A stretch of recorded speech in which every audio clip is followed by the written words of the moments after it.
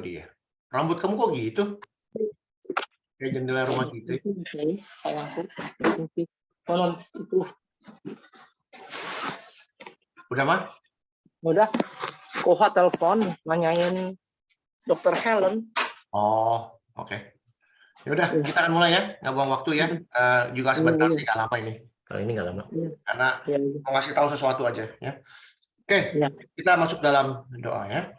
Bapa di dalam surga, pada kesempatan pagi hari di Amerika maupun malam hari di Indonesia, kami mengucap syukur, berterima kasih, di mana kami sudah dikumpulkan bersama-sama kembali untuk bisa bersekutu, mendengarkan apa suara Tuhan. Tuhan, kami berdoa untuk koko kami, Glenn, yang sampai hari ini belum bisa hadir. Tuhan pimpin keluarga besarnya Tuhan, juga pimpin Kenny yang berhalangan. Sekali lagi, apapun kebutuhan mereka, Tuhan berkati, kebutuhan mereka Tuhan yang sempurnakan.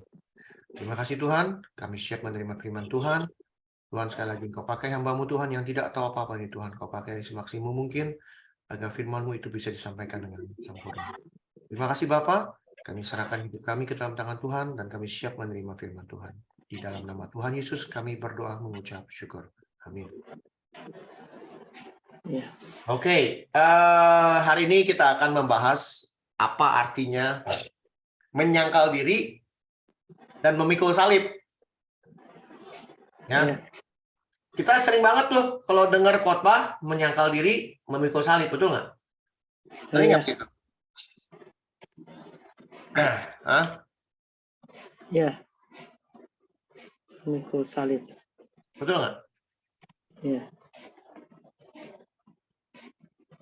Bentar ya, kita lihat ayatnya ya. Ya. Menyangkal diri, memikul salib. Dan memikul salib.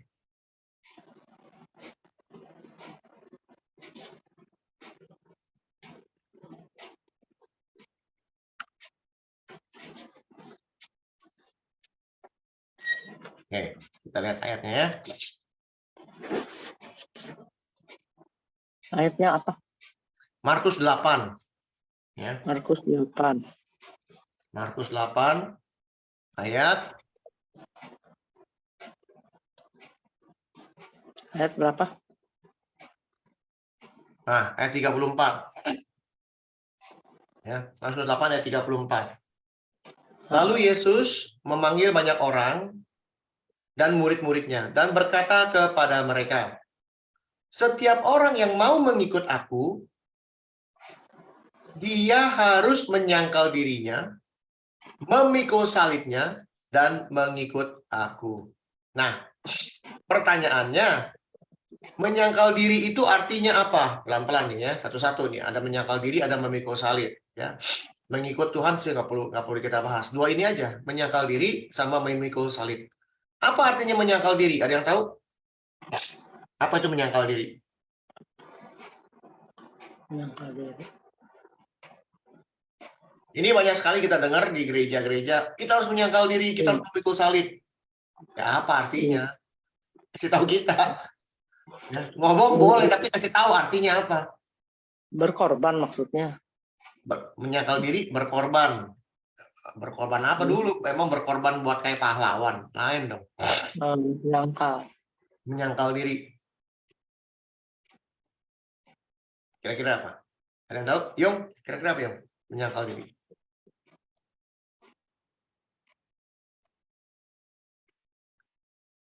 Menyangkal diri itu apa?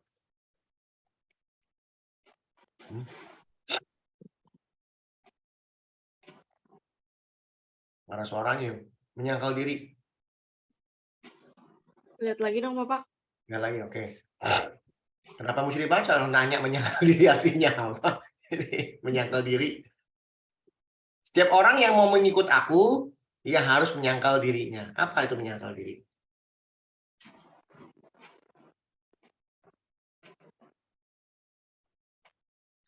Ya apa?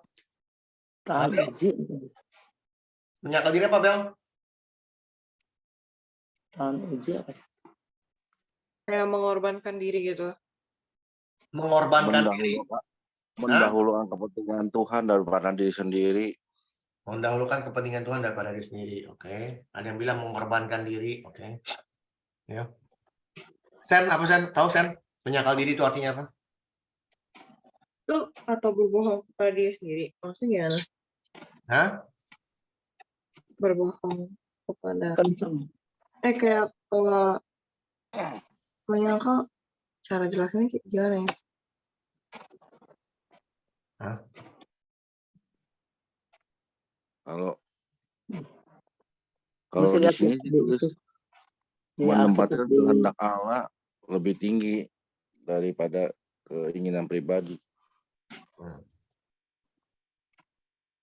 Apa Sen kira-kira menyangkal diri?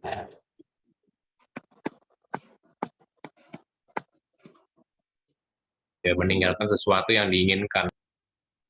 Meninggalkan sesuatu yang diinginkan. Oke. Ya, kalau waktu itu sih ada cerita bahwa Tuhan Yesus bilang sama orang dia bilang udah baik semua, tapi cuma satu dia nggak bisa dibuang, yaitu bisa nggak tinggalin semua hartanya suruh ikut dia. Orang kaya yang susah masuk surga. Yang susah masuk surga. Katanya sih begitu, lebih gampang unta masuk ke dalam lubang jarum katanya. Ya. Oke.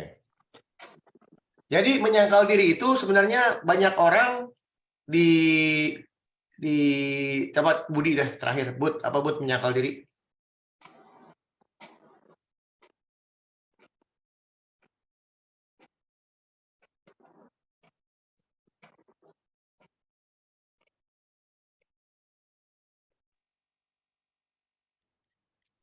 kayak anak sabar itu kali ya.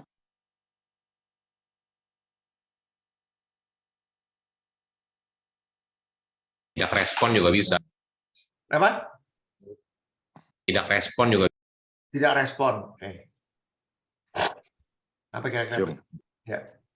Menyangkal diri itu ya berarti lo nggak hidup seperti hidup lo lagi. Hidup lo yang dulu. Kita tidak hidup seperti hidup yang dulu ya. Yeah. By the way, gue jangan ini lagi, Jung. Gue lagi ngajarin anak sebentar ya, matematika ya. Oke, siap. Oke, anyway. Saya akan berikan sebuah cerita. Ada seorang namanya Petrus. Tahu ya Petrus ya? Murid Yesus Petrus. Petrus muridnya Yesus sudah ngikut perjalanan bersama Yesus berapa lama? 3 tahun. Ya, pelayanan bersama Yesus 3 tahun. Dia melihat mujizat. Ya. Orang buta disembuhkan. Ya. Bisa melihat, orang tuli bisa mendengar, orang bisu bisa ngomong, kaki patah bisa jalan.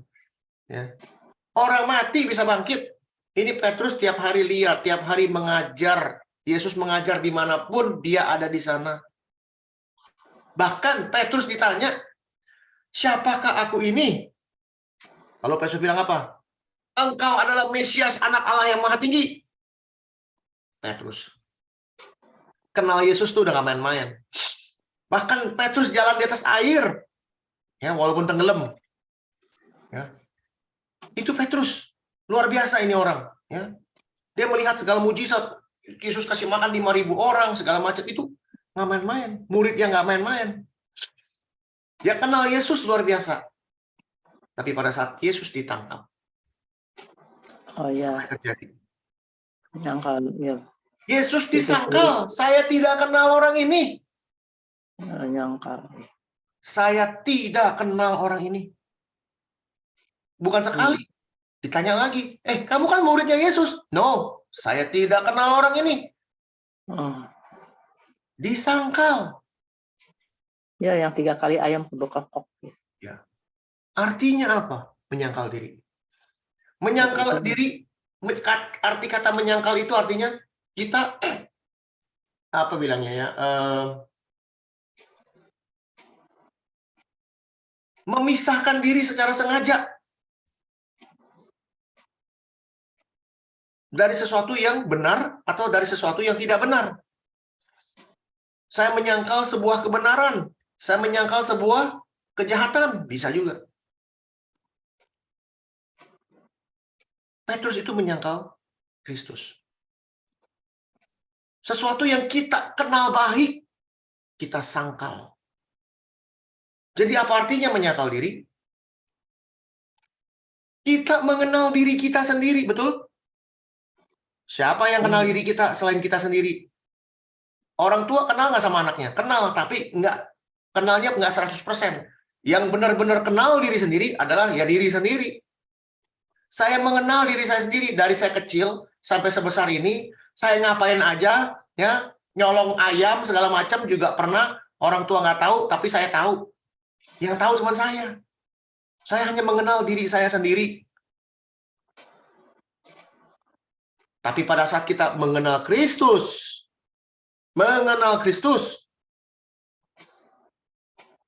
saya harus menyangkal diri saya. Menyangkal diri apa? Saya yang dulu, saya sudah nggak kenal. Yang dulunya saya tuh saya udah nggak kenal dia. Ya, si Hendrik yang dulu itu, siapa dia? Dulu tukang nyolong ayam? Enggak, saya nggak tahu. Dulu yang ngomongannya kata kasar, kata-katanya kasar, saya nggak tahu. Dulu yang tukang tipu, juga saya nggak kenal dia sudah. Ya, nggak jauh-jauh ayatnya ya. Dulunya saya tuh seperti apa dulunya saya? Ya, ayatnya jangan jauh-jauh. Ya, ada yang tahu ayatnya yang mau kita pergi kemana? Kalau dulunya saya itu apa? Galatia 5.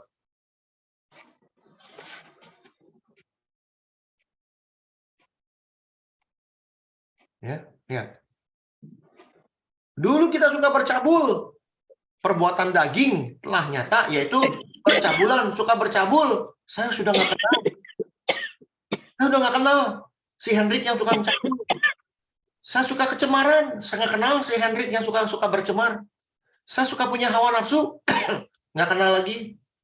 Menyembah berhala, sihir, perseteruan, perselisihan, iri hati, amarah, kepentingan diri sendiri, percideraan, roh pemecah, kedengkian, mabuk, pesta pora, dan sebagainya. Ini kita semua. Ini saya menyangkal, ini saya sudah nggak melakukan ini lagi. Saya menyangkal diri saya. Yang saya lakukan ini saya udah nggak mau lagi. Saya udah nggak kenal siapa dia, saya udah nggak kenal. Saya udah nggak kenal siapa saya.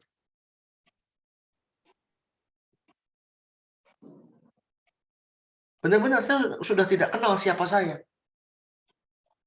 Saya tidak mengenal saya sendiri. Oh, dulu saya tukang copet. Oh, bukan, saya bukan tukang copet sekarang. Saya sangkal. Karena apa? Karena sudah ada Kristus di dalam hidup saya.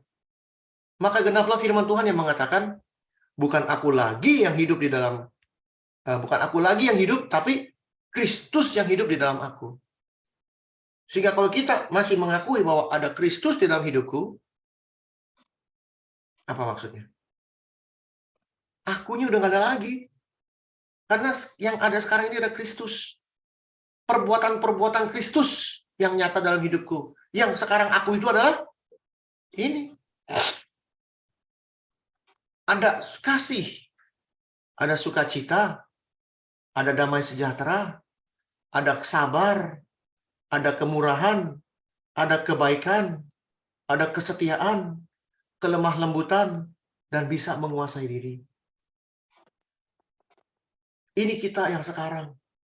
Yang dulu kita udah nggak kenal. Itu namanya menyangkal diri. Ya. Jelas? Jelas. Jelas banget ya? Menyangkal diri itu berarti kita sudah nggak mengenal saya sendiri. Saya udah nggak kenal siapa saya. Saya mau jadi orang kaya, saya nggak kenal saya orang kaya. Saya orang miskin, saya bukan mengenal orang miskin. Ya, saya kurang ajar di dunia, saya sudah nggak kenal. Yang saya kenal, yang sekarang saya kenal saya adalah wakil Kristus. Tubuh saya adalah bait Kristus. Kelakuan-kelakuan saya adalah kelakuan-kelakuan yang Kristus lakukan dalam hidup saya. Yaitu apa? Kasih, damai sejahtera, kesabaran, kemurahan, kelemah lembutan, kebaikan, penguasa diri, dan sebagainya.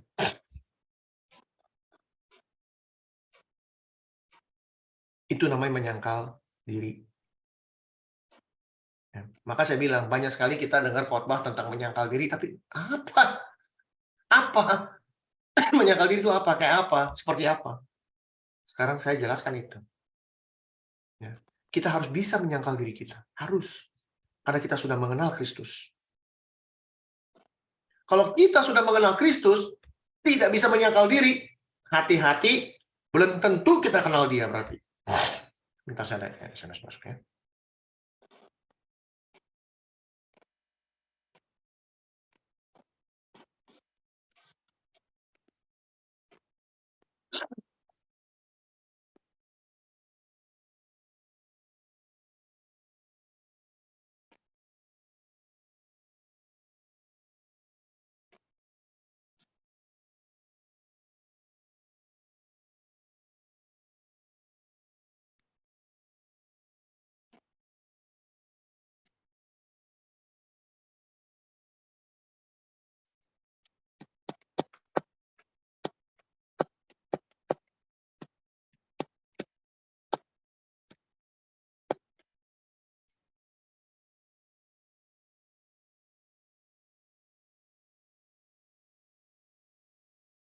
Sorry ya. Oke. Oke, menyangkal diri. Kalau kita sudah sudah bilang mengenal Kristus, tapi tidak bisa menyangkal diri, hati-hati. Kenapa? Artinya kita belum kenal dia siapa. Kalau kita masih melakukan hal-hal yang jahat, berarti kita belum menyangkal diri. Berarti kita belum menjadi manusia baru. Kita belum menjadi ciptaan baru. Oke, jelas ya? Karena kita masuk memikul salib. Setiap orang yang mau mengikut aku, dia harus tidak mengenal dirinya lagi. Dirinya yang lama lagi dia sudah nggak kenal. Menyangkal. Sekarang, dia harus memikul salibnya. Apa artinya memikul salib? Apa memikul salib? Harus menahan penderitaan. Menahan penderitaan. Ada lagi?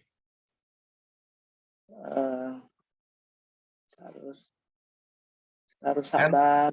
Sabar, oke. Menahan penderitaan harus sabar. Apalagi? Coba Sandy, apa San? Memikul salib.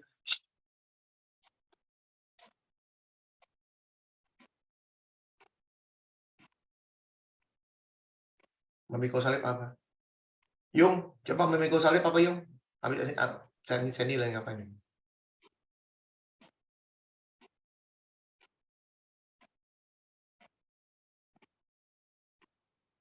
Apa itu memikul salib?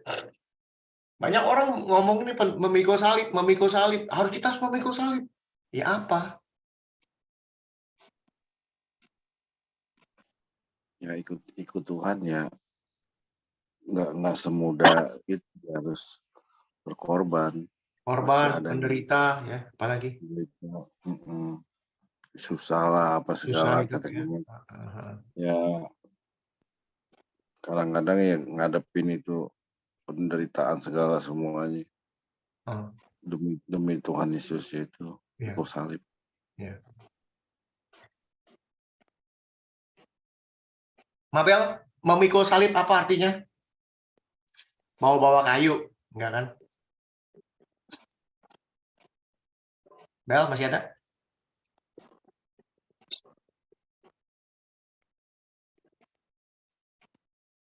Mabel masih ada nggak? Tunggu. Nia, sambil nunggu Mabel, memikul salib Nia apa? lagi belajar. Belajar kali. Ulangan. Apa Nia? Nggak aja lagi. Tanggung jawab buat menerima konsekuensi dalam mengikut Yesus. Tanggung jawab menerima konsekuensi dalam mengikut Yesus, oke. Bagus. Ada penderitaan, ada tanggung jawab, konsekuensi. Tadi si Yung bilang apa? Sabar ya? Bagaimana? Ya pokoknya menderita lah, tahan penderitaan. Bel udah siap mau ngomong apa?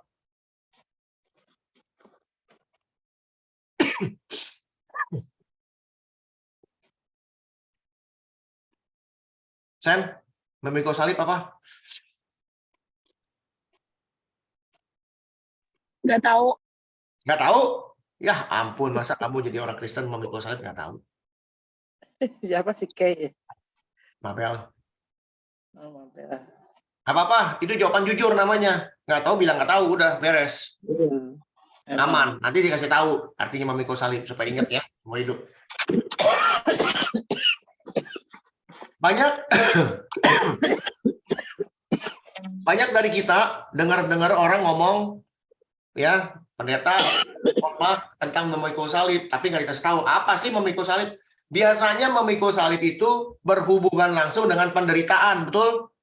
Oh, iya. Mengikut Yesus menderita, harus tahan uji. Mengikut Yesus harus tahan banting. Iya. Menerima konsekuensi mengikut Kristus, kata Nia, betul Nia? Iya. Ya. Yang susah-susah deh, menderita semua deh, pokoknya urusannya menderita.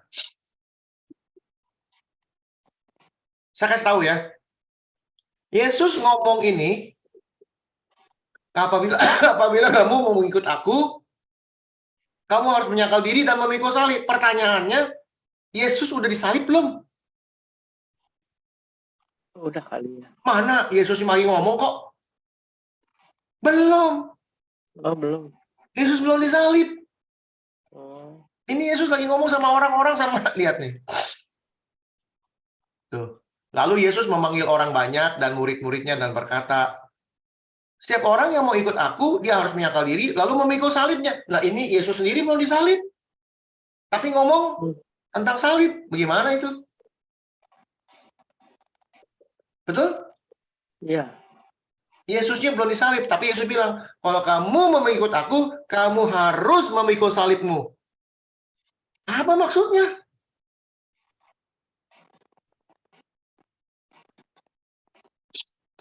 Kembali lagi kita mesti tahu sejarah. Zaman Romawi, ya, ini kita semua udah pernah belajar, zaman Romawi, kalau orang sampai disalib, ini orang kejahatannya gimana? Luar biasa jahat. Luar biasa jahat, betul? Kejahatannya nggak main-main.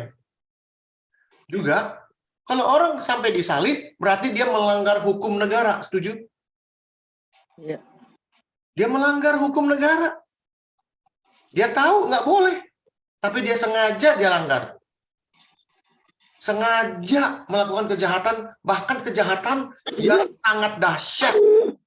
Melanggar hukum negara yang sangat dahsyat, sampai dia harus disalib. Betul? Iya. Pertanyaan. Ini orang, ya Bapak Capcay kita sebut, Bapak Capcay misalnya nih, ada si Bapak Capcay. Berbuat jahat luar biasa, melawan negara, melawan hukum negara, ketangkep sama prajurit Romawi. Ya, udah ketangkep, dibawa ke markas, dipenjarain dulu. Lalu divonis, lu hukuman mati, salib. Pada saat dia ditangkap, bisa apa dia? Kalau orang udah ditangkap sama bangsa Romawi, dijeblosin penjara, bisa apa tuh orang? Nggak bisa apa-apa. Udah nggak bisa apa-apa. Padahal luar biasa kejahatannya. Padahal di luar preman, jagoan, begini, bunuh orang, kayaknya hebat. Gue bisa melawan negara, hebat. Tapi sudah masuk penjara, digebukin sama orang Romawi, tentara, nangis kerjaannya, betul? Bisa apa? Nggak bisa apa-apa. Disuruh lari-lari, keliling-keliling lapangan, lari terus. Berhentinya kapan? Dia nggak pernah nanya, dia lari terus. Dihukum, hukum lari. Nggak ditanya, Pak, berhentinya kapan? Nggak, dia lari. Disuruh lari, dia lari. Disuruh masuk got. Padahal preman, padahal jagoan. Ya. Disuruh cuma makan nasi sama garam, makan tuh nasi sama garam. Bahkan pada saat hari H, hari di mana dia harus disalib, tuh kayu lu bawa sendiri. Dibawa sendiri tuh kayu. Berarti apa? Kematian sendiri bawa. Dia menuju kematiannya dibawa sendiri. Padahal ini orang hebat, jagoan, preman. Dia pasti mati disalib. Bisa apa? Nggak bisa apa-apa. Karena apa?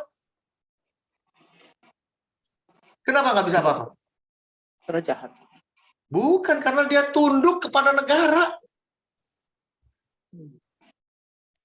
Dia kurang ajar sama negara, dia melanggar hukum negara, tiap hari kerjaannya ngebunuh orang, tiap hari jadi preman, meres orang segala macam. Kan negara bilang nggak boleh. Dia lawan. Sekarang negara bertindak, ditangkap. Setelah ditangkap, tunduk dia sama tunduk sama otoritas negara. Betul? Iya. Dia tunduk. Bisa apa? Nggak bisa apa-apa. Itu namanya memikul salib. Tunduk kepada otoritas. Artinya apa? Udah nggak bisa apa-apa. Dulu yang begini begono, dibilang lu bawa tuh kayu sampai ke Golgota, lu bawa tuh kayunya sampai lu mati pun lu bawa sendiri kematian lu. Tunduk, disuruh gitu tunduk aja, iya aja bawa tuh kayu sampai disalib. Itu namanya memikul salib. Jadi biasanya orang memikul salib itu dikategorikan sebagai penderitaan. Penderitaan ini, penderitaan mana? Bukan. Memikul salib itu tunduk kepada otoritas. Dalam hal ini, otoritas Kristus. Artinya apa? Kita ini orang-orang yang berdosa, orang-orang yang kurang ajar, yang harusnya dihukum mati di dalam neraka. Tapi ditebus oleh Tuhan. Dibayar lunas oleh Kristus. Sehingga kita apa? Jadi milik Dia. Jadi milik Dia itu artinya apa? Kita tunduk di bawah otoritasnya Dia. Karena kita sudah jadi milik Dia, kita sudah dibeli sama Dia. Kita yang dulunya preman, dulunya tukang cabul, dulunya tukang marah-marah, dulunya tukang begini, tukang begitu, bisa apa? Udah nggak bisa apa-apa. Karena kita tunduk kepada otoritas Kristus. Artinya apa? Apa yang Kristus suruh lakukan, harus, wajib kita lakukan. Itu memikul salib. Baik dalam keadaan susah, baik dalam penderitaan, maupun dalam keadaan enak, kaya raya, punya segalanya. Kamu sudah tunduk di bawah otoritas. Jangan pikir kaya bisa ngapa-ngapain. Nah, udah nggak bisa. Kamu kaya karena Kristus yang berikan. Tuhan Yesus bilang, kasih, kasih. Yesus bilang, pergi ke daerah sini, kasih. Pergi, kasih. Yesus bilang, kamu punya harta, separuh kasih ini. Kasih. Karena apa? Karena kita orang hukuman. Kita sudah dibeli. Otoritasnya sudah ditunduk. Lagi makan enak-enak, makan rame-rame, capcay, ada orang miskin, mau minta makan. Tuhan bilang, kasih. Kasih. Jadi bukan masalah penderitaan doang. Dalam keadaan suka pun, dalam keadaan yang enak pun, kita tunduk di bawah otoritas. Itu artinya memikul salib. Tunduk kepada otoritas Kristus. Wajib, makanya dikatakan 1 Yohanes 2:6. Kan? Lihat, 1 Yohanes 2:6. 1 Yohanes 2:6. 2:6. Dikatakan, barang siapa mengatakan bahwa ia ada di dalam Dia, artinya saya ini ada di dalam otoritasnya Dia. Barang siapa yang mengatakan saya ada di dalam Kristus, artinya saya tunduk di bawah otoritas Kristus, ya wajib hidup sama seperti Kristus telah hidup. Jadi wajib melakukan apa yang Tuhan Yesus lakukan dalam hidupnya. Wajib, dikatakan wajib. Udah nggak bisa ngapa-ngapain. Udah nggak bisa neko-neko, bargain. Bargain apa ya bahasa Indonesia? Bargain ya. Bargain. Nawar. Ya, tawar-menawar. Tuhan nggak mau begini, nggak bisa. Ada orang dihukum mati, bilang sama hakimnya, Pak, saya pengen makan nasi capcay, tiap hari boleh nggak? Saya pengen makan nasi goreng, pengen pakai ayam goreng. Diketawain. Maksud hati pengen makan nasi goreng, pengen makan ayam capcay. Yang ada, maaf bahasanya, tai kotok ayam dikasih. Tuh makan tuh tai kotok ayam. Makan nggak? Makan. Kalau nggak salah ada orang yang di penjara di Indonesia katanya, oh KC, kalau KC, katanya disuruh makan disuruh makan kotoran. MKC, betul ya? Jadi disuruh sama orang makan kotoran. Kita nggak mau makan, disuruh makan sama pemerintah, makan. Begitu pula kita dengan Kristus, disuruh menderita karena Kristus siap menderita. Disuruh melakukan sesuatu pada saat kita benar, pada saat kita senang, lakukan. Jadi nggak ada urusan dengan penderitaan. Anda benar menghadapi penderitaan, menerima konsekuensi, benar. Tapi itu cuma 50%. Tapi pada saat kita benar, pada saat kita lagi senang, lagi nggak susah, disuruh Tuhan melakukan sesuatu, do it. Pada saat kamu punya uang, kasih. Kalau Tuhan suruh ya. Kita ngasih duit juga nggak sembarangan. Mentang-mentang punya duit, main kasih-kasih semua dikasih. Ya boleh-boleh aja kalau mau. Yang penting duitnya nggak habis-habis. Tapi kalau Tuhan sudah bilang, kasih. Ada caranya Tuhan. Ada caranya Tuhan untuk bilang, kasih. Kasih. Nggak bilang Tuhan tawar-menawar. Ini gede nih nilainya Tuhan. Nggak ada. Yes. Jawabannya, yes. Jalan. Kayak saya sama bos saya. Yes. Yes. Yes. Bos saya ngomong apa aja, saya bilang yes. Entah itu benar, entah itu salah, yes dulu. Karena saya tunduk sama otoritas bos saya. Maka bos saya bilang saya ini orang yang unik katanya. Bos saya ngomong beberapa hari yang lalu bilang, lu tuh beda daripada yang lain, lu unik. Kenapa? Saya selalu yes. Walaupun tidak sesuai dengan keinginan saya, tapi yes dulu karena dia suruh. Jalan dulu. Setelah itu dievaluasi sama dia. Oh ternyata nggak bagus nih Han. Betul Pak. Menurut pengalaman saya setelah saya kerjain ini nggak bisa berjalan dengan baik Pak. Kayak gitu. Yes dulu urusan belakangan. Disuruh ini. Karena dia bukan orang lapangan. Saya orang lapangan. Dia mah enak aja ngomong blang suruh begini. Iyain dulu aja. Padahal dia nggak ngerti. Iyain dulu. Berapa hari kemudian saya ngomong, ini nggak bisa berjalan. Kenapa? Karena nggak sesuai dengan apa yang di lapangan. Nanti dia pikirin, oh iya, ya udah, nggak usah. Tapi pas dia suruh, yes dulu. Sama, Kristus juga begitu. Otoritas. Kita memikul salib kita. Ya.